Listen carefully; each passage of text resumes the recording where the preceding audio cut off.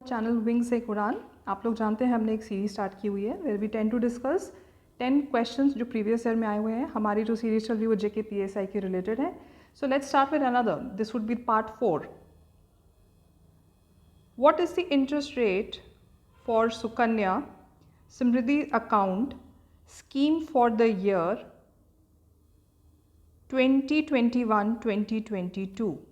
Okay, अब आपको बताना है इसमें क्या था, इसकी रेट क्या थी। सुकन्या समृद्धि अकाउंट देखा जाए जो स्कीम थी बहुत फेमस स्कीम थी। ये 2015 में लॉन्च हुई थी पानीपत में। ऑफ कोर्स बेटी पढ़ाओ बेटी बचाओ के रिलेटेड ये थी। इसमें क्या है, गर्ल चाइल्ड पैदा होती है तो दैट मीन्स चाहे वो बर्थ होने के टाइम या even the time she reaches 10 years of age, उनके पेरेंट्स उस बच्चे के parents they can open a account for that. ये इनकरेज करता है पेरेंट्स को कि एक फ़ंड रखे बच्चों के लिए, गर्ल चाइल्ड के लिए फ़ंड रखे for of course future education and कल को किसी और चीज़ के लिए भी यूज़ करे। बट मोस्टली मोटिवेट था कि बच्चों की गर्ल चाइल्ड की एजुकेशन के लिए। ये अच्छा फंड है, अच्छी स्कीम है। मिनिमम डिपॉजिट इसका ईयर का 250 भी रहता है एंड मैक्सिमम 1.5 लाख तक जाता है। So the correct, let's see the options.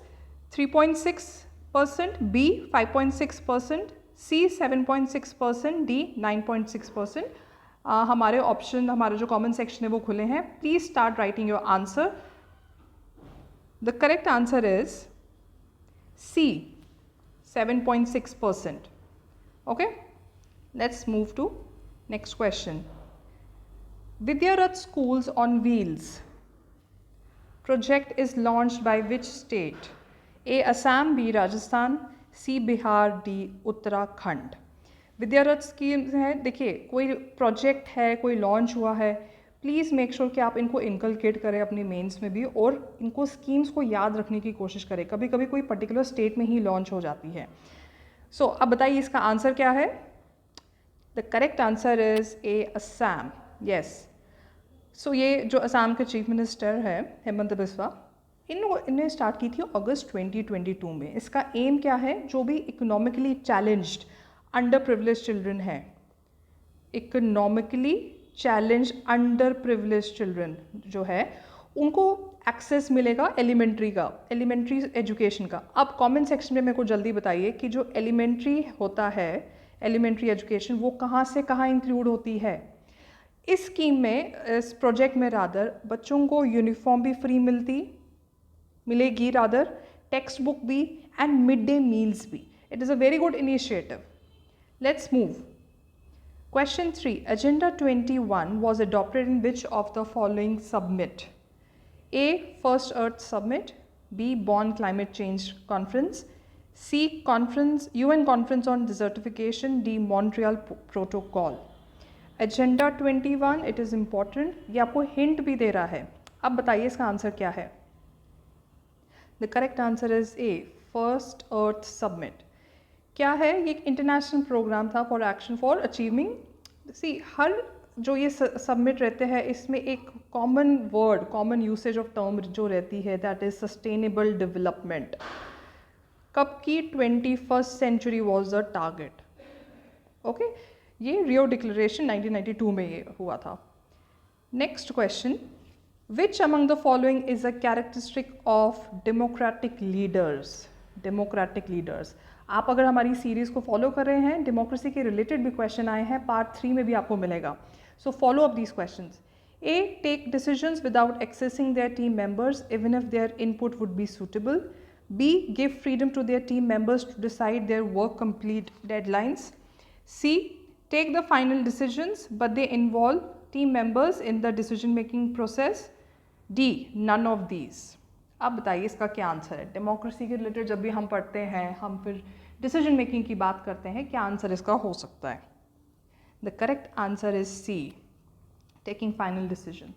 देखो फाइनली डेमोक्रेसी में क्या रहता है, what is a mark of a healthy and stable democracy? These points, this important point is a mark of a healthy and a functioning or a stable democracy. I can write many words. Functioning, देखो final decision तो of course जो main है cabinet ही ली जाती है, but team members को, that means बाकी ministries and policy makers हैं, उनको इन्वॉल्व किया जाता है डिसीजन मेकिंग प्रोसेस में। Question 5, When was a Negotiables Instrument Act implemented? A 1880, B 1881, C 1884, D 1886। मैं आपको पहले थोड़ा बता देती हूँ नेगोशिएबल इंस्ट्रूमेंट्स क्या डील करता है। ये डील करता है कंसिस्टिंग ऑफ प्रॉमिसरी नोट्स। हम सब ने ये इकोनॉमिक्स में डेफिनेशंस पढ़ी हुई हैं प्रॉमिसरी नोट्स की, बिल्स ऑफ एक्सचेंज, चेक्स की।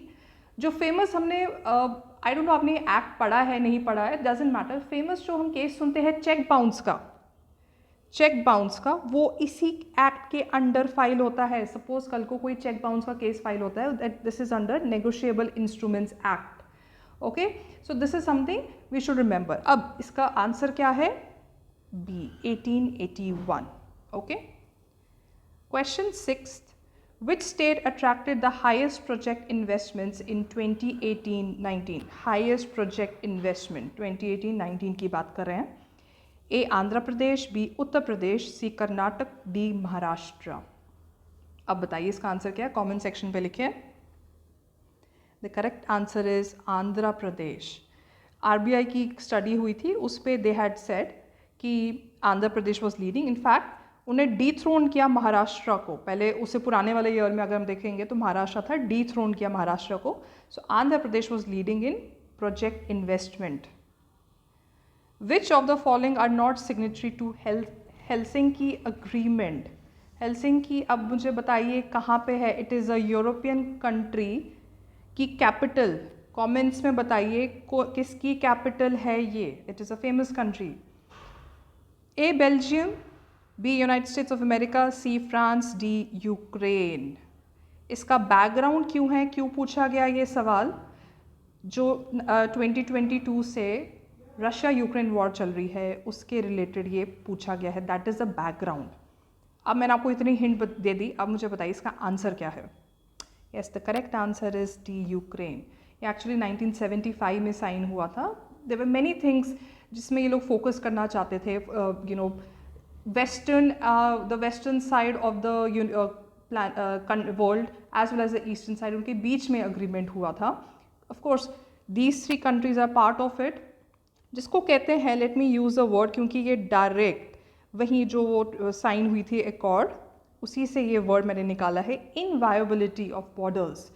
इनवायबिलिटी means quality of being safe protected, that means protection चाहिए थी। टेरिटोरियल इंटीग्रिटी की बात करी थी, नॉन इंटरफेरेंस की बात करी थी, किसमें? जो EU, that means European country की, not you but European countries की जितनी भी सिक्योरिटी के रिलेटेड।